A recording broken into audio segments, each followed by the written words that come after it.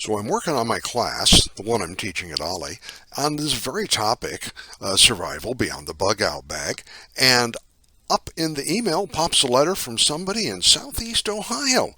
And by golly, we're both thinking in the same direction. Come on in, sit down, we'll talk about this.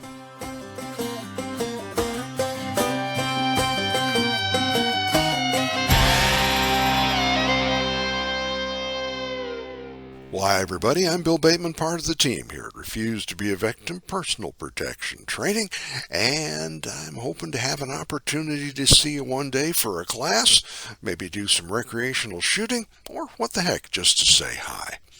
We are talking about the bug out bag. We're talking about National Preparedness Month. It is noon on October the 1st, so we made it through September, although just barely. Whew. Wow.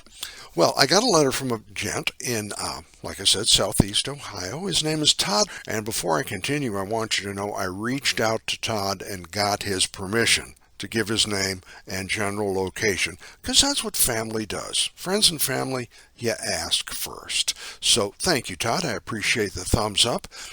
Talks about being new to the podcasts, listened to about 20 episodes so far, and had some suggestions and some insights, and I wanted to share them because they're definitely worth sharing.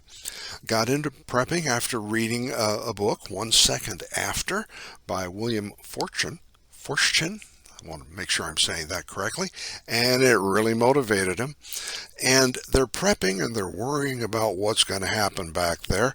They're getting information, and he did the same thing I did. I got the bug a long time ago, but I tried to go from 0 to 100 in trying to get ready. And I got the prepper bug, and I'm taking it at a much more moderate pace because you can't go 100 miles an hour for long. You run out of gas. So, good suggestion, take things slow, deliberately, make it a measured project.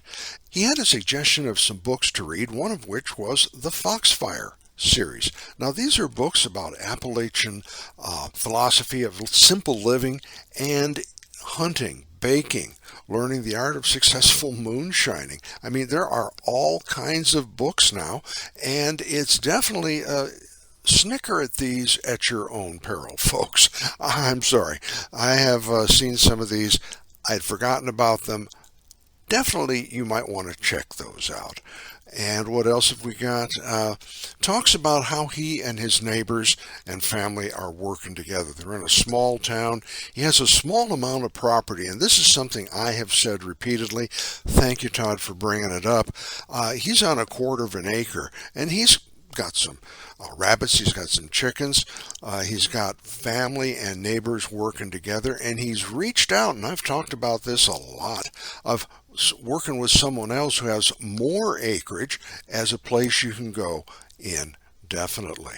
So these are all good things, and I'm glad to see that these thoughts are common. These are things that we're all kind of sharing together.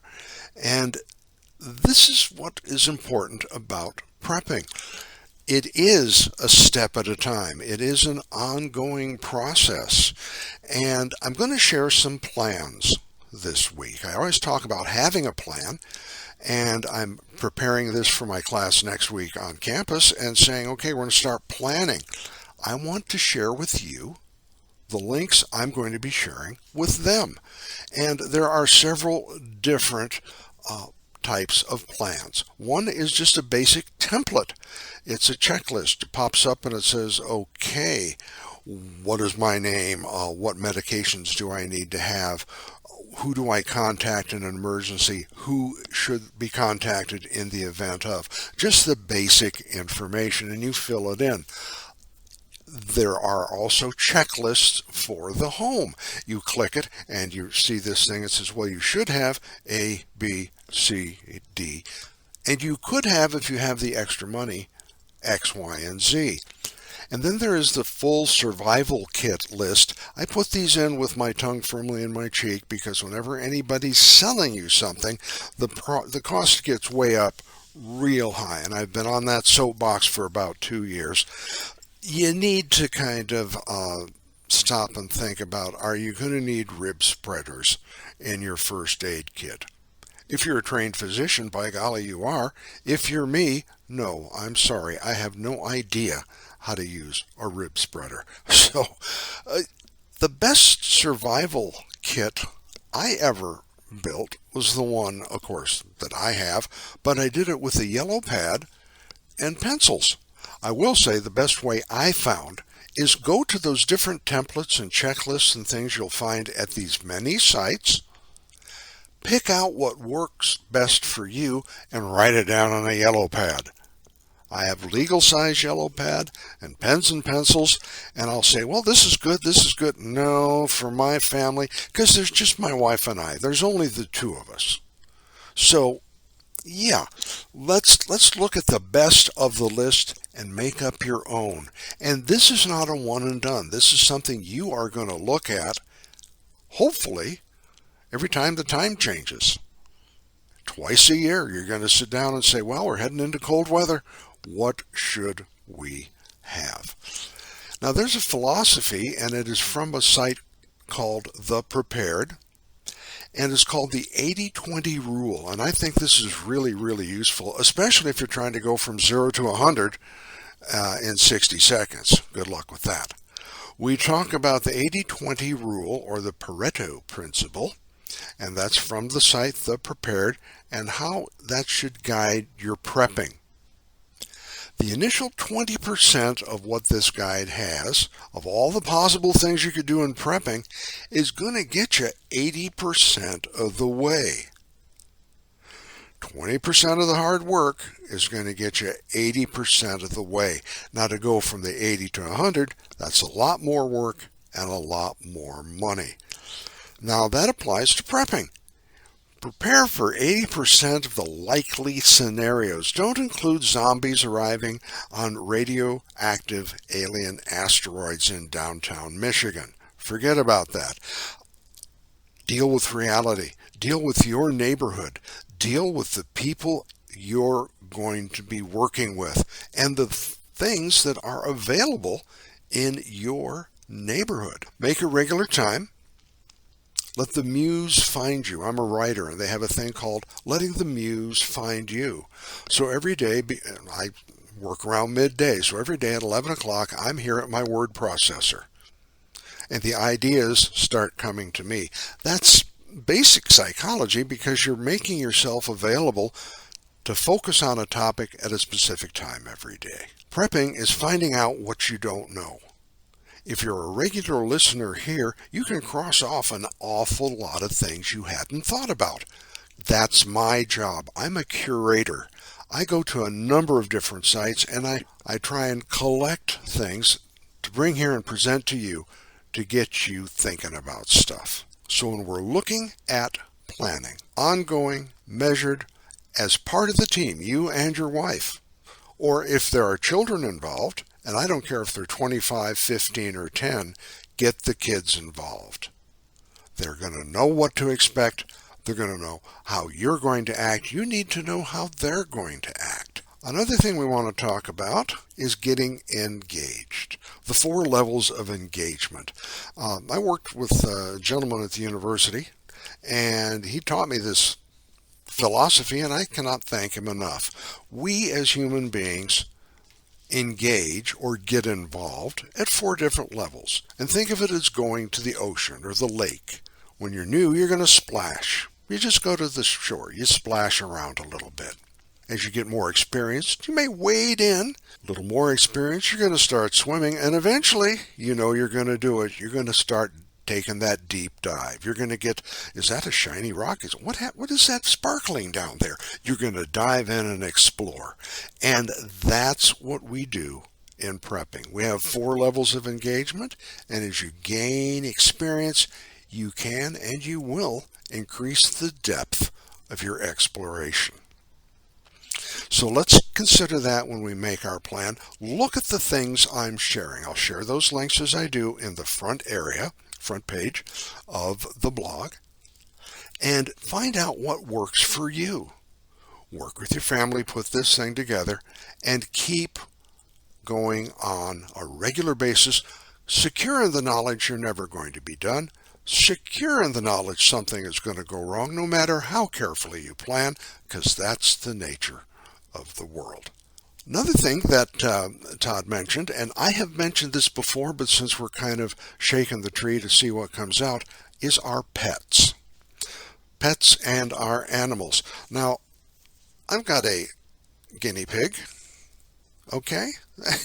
I used to have dogs, I used to have cats, I used to have all kinds of animals. I can't where I live, so we've got a guinea pig, and we feed him carrots and spinach for fun. It stinks getting old. Just kidding. We like our pets. You like your pets. What happens if? Now, if you've got a dog or a cat, I'm hoping you've already made preparations. I'm including a link for pet care. This is really important because as you're looking at backpacks, you should look for a pack for your pet.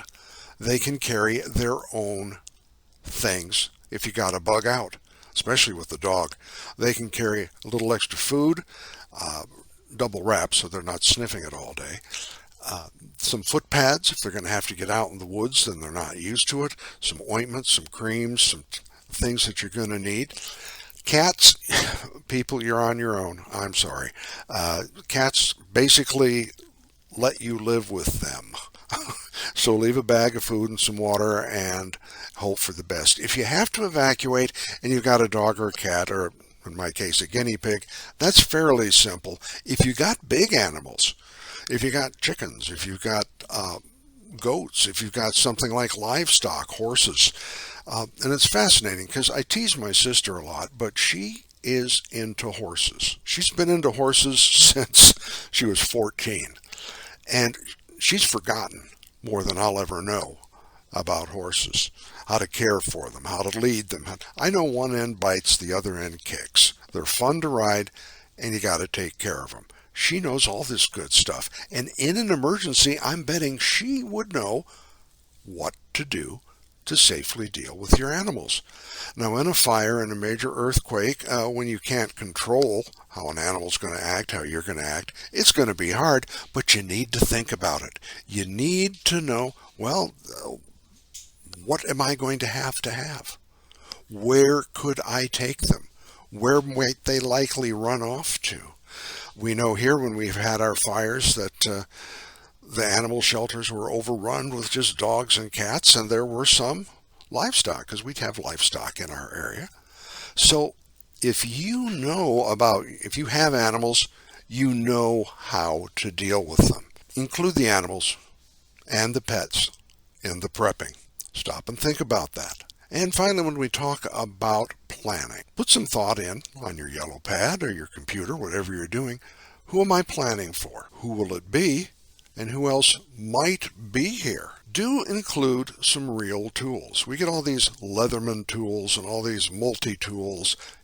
Have a real crowbar and a real hammer and a good set of wrenches, things like that. Where do you stand emotionally relating to the process? Some people are frozen. I had a person talking to me in class. They said, "This scares the socks off me." Don't be scared. Fear freezes you. Some people feel overloaded. They get frozen. They get angry. They get intimidated. And other people, now that you know what you need, now that you know what you don't know, and now that you know how to get resources, now you can develop this, I can do this. And if you do one thing a day, it's like any other habit or any other situation you're trying to correct. Baby steps.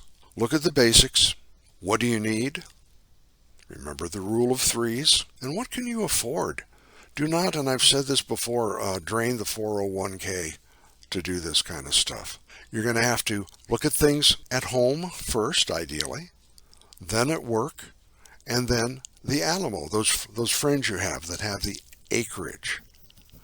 So planning, very important. I'm going to share these links. I'm going to hope you will have an opportunity to look them over and pick what works for you. And the bottom line is, the only way you can get this wrong is not to do it. Because a goal without a plan is just a wish. That's what's going on this week. Let's remind you that we do have our classes on a regular basis, and we did get the non-ballistic self-defense solidified the way we like it. It's on the website. This class is designed to help you learn to use your body mechanics, situational awareness, and your assailant or your attacker's momentum against them. It's not designed to turn you into a black belt in 25 words or less. It is designed to make the most of the tools at hand. It was originally part of our women's self-defense class. We got a lot of folks said, hey, you should kind of break this off so everybody can come, and it is. It is available now as a standalone class. It is designed for a pair of persons, two people. It's a two-person class. You can come individually, but it's best if you got a partner. The idea being you can practice what you learn so those skills get put in place. So non-ballistic self-defense is available. We have our class in October and again in November for concealed carry. The concealed carry mastery class is available to you. And we are working to get the active shooter classes back. There's a lot of work involved in that, but there is strong interest, and they are coming soon. So, Todd, thank you for your letter.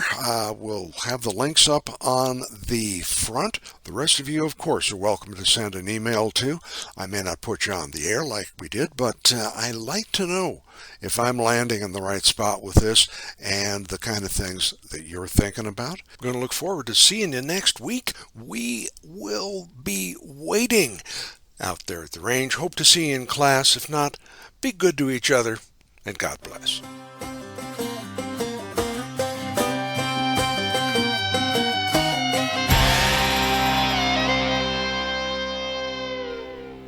The preceding was a presentation of Retired Guy Productions.